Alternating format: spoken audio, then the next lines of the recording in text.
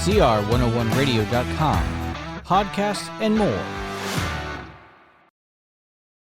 45. A living sacrifice. Recently, a fellow pastor observed of a major non-Christian movement which has many followers that it was impotent. Its followers, he rightly observed, are neither ready to sacrifice for it or to die for it. Does his comment apply also to church members today?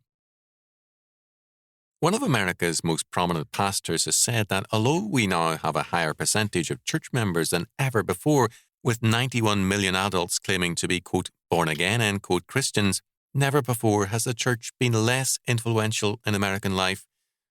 Obviously, the level of commitment by these people is very low.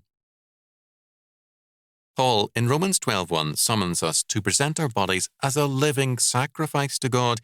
He calls this our, quote, reasonable service, end quote. The term, quote unquote, body in this verse stands by synecdoche, quote, for the complete man, end quote, Vine's Expository Dictionary of New Testament Words, 1940.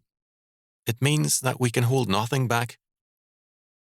I think of this verse often as pastors tell me of parishioners who are rebellious against God's truth and whose basic premise is too often, my will be done.